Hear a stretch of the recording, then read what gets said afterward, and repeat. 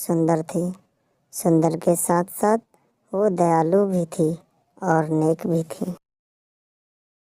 पूजा जी, आप थोड़ी सी मेरी मदद कर सकती हो? मुझे समझ नहीं आ रहा है मैं क्या करूं। अच्छा, ऐसा क्या हुआ जो समझ नहीं आ रहा है? आपको क्या मदद चाहिए, बताओ। अगर हमसे होगा तो हम जरूर आपकी मदद करेंगे। पूजा जी, मेरी बेटी की शादी के लिए कुछ पैसों की चाहिए हमें। बेटी का कान का झुमका बनवाने के लिए पैसे हमारे पास कम पड़ रहे हैं। बस यही इतनी बात है। लाला जी बहुत ब्याज मांग रहा है। मैं इतना ब्याज कैसे दूंगा उसको? मेरे पास उतने पैसे नहीं है ब्याज देने के लिए। आप पैसे की टेंशन मत लो। ये लीजिए पैसे और अपनी बच्ची की शादी बढ़िया तरीके से कीजिए। जब आपके पास पैसे होंगे तब आप हमें लौटा देंगे। इस पर कोई ब्याज नहीं है। बेफिक्र होकर शादी कीजिए। मैं आपको बता नहीं सकता आपने मुझ पर कितना बड़ा उपकार किया है। मैं आपको ये पैसे जल्दी ही लौटा दूंगा। आप पैसे की टेंशन मत लें। आप जाकर अपनी बच्ची की शादी संभालें। और पूजा लोगों की मदद करने से कभी पीछे नहीं हटती थी। वो हमेशा लोगों की मदद करती रहती थी। एक चीज में वह गांव वालों की मदद नहीं कर पा रही थी। आए दिन गांव के बाहर किसी न किसी की लाश मिलती थी। यह गांव में क्या हो रहा है? हर 2 दिन में किसी न किसी की लाश मिल जाती है। हमें जल्दी से जल्दी पता लगाना होगा आखिर ये कौन कर रहा है। उसी रास्ते से एक आदमी गुजर रहा था। तभी पीछे से आवाज आती है, भैया सुनो। अरे भैया, आप तो डर गए। थोड़ा इधर आओ ना, थोड़ी सी मदद चाहिए आपकी। हम किसी की मदद नहीं करते। हम बहुत गंदे आदमी हैं। हमें घर जाने दीजिए ना प्लीज। हमें घर जाने दीजिए। ऐसे कैसे भैया, एक बार पीछे मुड़ के तो देखो, शायद आपका इरादा बदल जाए। नहीं भाई, हमको नहीं देखना।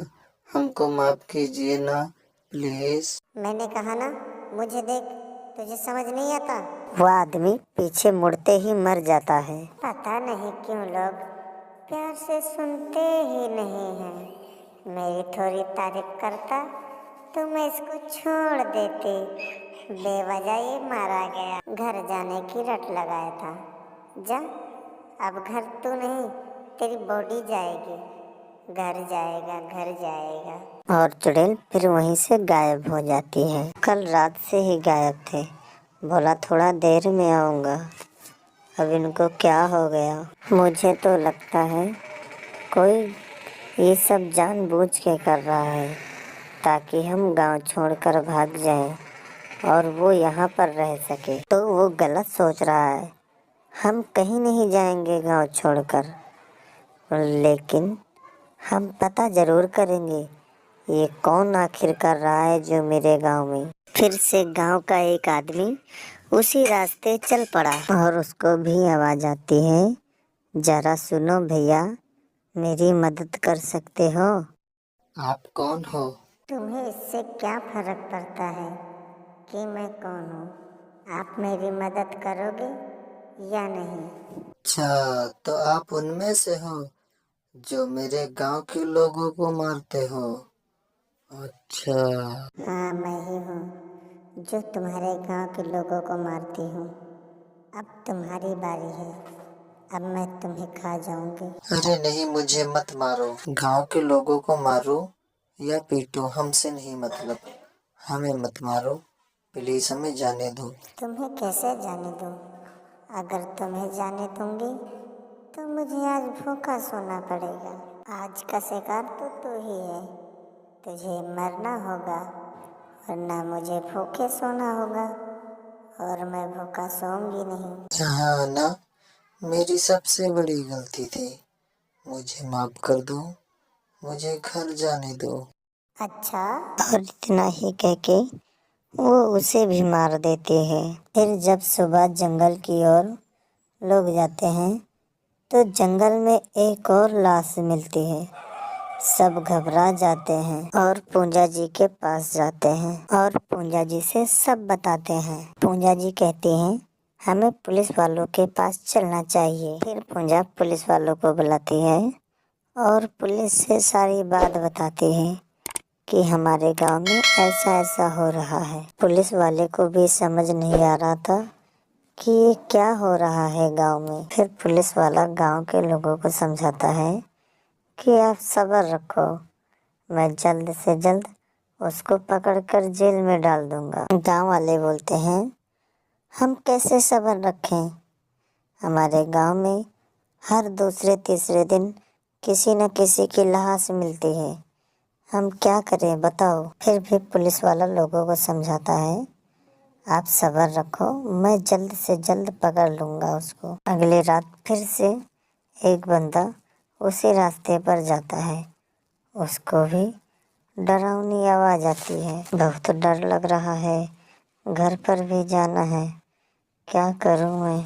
और बेचारा आदमी तेज से भागते हुए जाने लगता है। तभी वह चुड़ैल उसको भी पीछे से आवाज़ देती है। जब पीछे मुड़कर देखता है तो वह चुड़ैल खड़ी होती है, बिल्कुल डरा सा रहता। चुड़ैल ने पूछा, कहाँ जा रहे हो इतनी रात को। तो आदमी बोलता है, आप कौन हो, मैं घर जा रहा हूँ, आप मुझे परेशान मत करो और मुझे घर जाने दो।